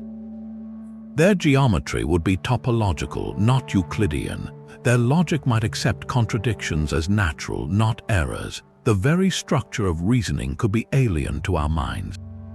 Social organization is another area where we project our own patterns. Human societies are built around individuals with distinct identities, emotions, and goals. But on a world where survival depends on tight coordination, a hive mind might emerge. Imagine a network of beings where individual consciousness is subsumed into a collective awareness, like a single organism spread across many bodies. Communication would not require speech or writing. It could be direct, chemical or electrical, a constant stream of shared sensation and intention. Such a collective would not have a sense of self the way we do, and it would not understand concepts like privacy, deception, or personal ambition. Its goals would be the goals of the whole. Even our assumption that intelligence leads to technology might be a bias. A species could be highly intelligent but never develop tools because its niche does not demand them. It might use biological adaptations instead, growing structures, exchanging chemicals, or manipulating its environment through direct physical change. Its intelligence would express itself not in metal and circuits, but in ecosystem engineering, in symbiotic relationships, in patterns of behavior we would not recognize as deliberate. The deepest lesson here is humility. We search for alien intelligence by listening for radio signals and looking for industrial pollution, because those are the signs we ourselves produce. But an intelligence that thinks in vibrations, or in the gentle flow of chemical gradients, or in the slow rhythms of a planetary hive, might never send a signal we could detect. It might be watching us from a distance, puzzled by our frantic broadcasts and our obsession with solitary achievement. The next time we wonder if anyone is out there, we should also wonder whether we would recognize them even if they stood before us. Their mind might be so different that the first contact is not a conversation, but a realization that we have been looking in a mirror and the reflection is not what we expected. A discovery of alien life would reshape the foundations of human belief. For thousands of years, we placed ourselves at the center of existence, first literally, with Earth at the center of the cosmos, then spiritually, as the unique children of a divine creator. Each time science nudged us aside, the shift was painful but ultimately enriching. When Copernicus and Galileo showed that Earth orbits the Sun, the Church resisted, but eventually the idea was absorbed into a larger understanding of God's creation. When Darwin revealed that humans share a common ancestor with all life on Earth, the challenge was even deeper, yet most religious traditions found ways to reconcile evolution with faith. The discovery of extraterrestrial life would be another such moment, a Copernican revolution of biology and spirit. Many major world religions already have frameworks that can accommodate beings beyond Earth. In Catholicism, for example, theologians have long debated whether alien life could be baptized or whether it would be subject to original sin. Some Jewish scholars point to passages in the Talmud that suggest God created many worlds. Islamic thought includes the idea of multiple realms of creation, and some interpretations of the Quran mention life on other planets. Eastern traditions such as Buddhism and Hinduism, with their vast cycles of time and countless universes, are even more naturally open to the idea. The real challenge would not be theological doctrine, but the human sense of specialness. If we are not alone, then our story is not the only story. Our moral systems, our art, our sense of purpose have all been shaped by the assumption that we are the sole intelligent beings in the drama of existence. That assumption would crumble not overnight but over generations. People would ask why we exist, what our place is in a crowded cosmos, and whether our suffering and achievements matter on a cosmic scale. Philosophers would wrestle with the problem of evil in a universe where many worlds might contain pain and death. The discovery would not destroy religion. It would transform it, forcing every tradition to expand its vision of the sacred. Some would embrace the new perspective, seeing extraterrestrial life as part of a grand, unfolding creation. Others might retreat into denial, but history suggests that human beings are remarkably adaptable. We have survived the loss of geocentrism, the loss of human uniqueness in biology, and we have built new meanings each time. The same would happen here. The silence of the cosmos might one day end, and when it does, the question we will face is not whether we believe in God or gods, but whether we have the courage to rethink what it means to be human in a universe that is far larger and stranger than we ever imagined. That leads to the final question, which brings together all the threads of our journey, asking what the very origin of life on Earth might reveal about the cosmos at large. Even if we detect an intelligent signal, the hardest part would come next. Communicating with a being from another star system would be the most profound conversation humanity has ever attempted, but also the most difficult. The first problem is language. We have no shared reference points, no common history, no gestures or sounds that carry across the light years. A message would arrive after traveling for decades or centuries, and by the time we reply, the civilization that sent it might have evolved into something else entirely. The sheer time scale makes anything like a real-time exchange impossible. A conversation would stretch across generations, each reply carrying the hopes and decisions of people long dead. To bridge that gap, many scientists believe we would need to start with mathematics. Numbers and patterns appear to be universal. The prime numbers are the same on any world that can count, and the laws of geometry and physics hold true everywhere. A sequence of prime numbers like 2, 3, 5, 7, 11 is a natural way to signal that a signal is artificial, not random. From there, we could build a shared vocabulary by describing atoms, elements, and planetary systems. It would be like teaching someone a new language without a dictionary, using only the truths of the universe as our guide. But even if we succeeded, the cultural differences would still be staggering. An alien civilization might think in ways that are completely alien to us. It might have no concept of art, of humor, of personal identity, or even of death. Its values, its goals, its understanding of existence could be so different that we would fail to recognize each other's intentions. The exchange might be filled with misunderstandings, not out of malice, but because our minds are shaped by such different worlds.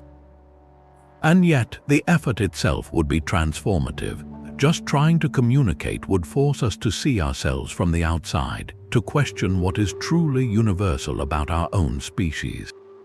It would be a mirror held up to humanity, showing us our own assumptions, our own limits, and our own shared inheritance as creatures of a single planet. In that sense, the search for alien communication is not just about finding others. It is about discovering ourselves. The central mystery of why the cosmos seems so silent may have many answers, but one of them is simply that we have not yet learned to listen in the right way, or to speak in a voice that carries across the ages. The 30 questions we have explored are not just a list. They are a journey that began with the silence and ended with the deepest questions about existence. And in that journey, we have found that the greatest discovery may not be alien life itself, but the realization that we are part of something far larger than we ever dreamed.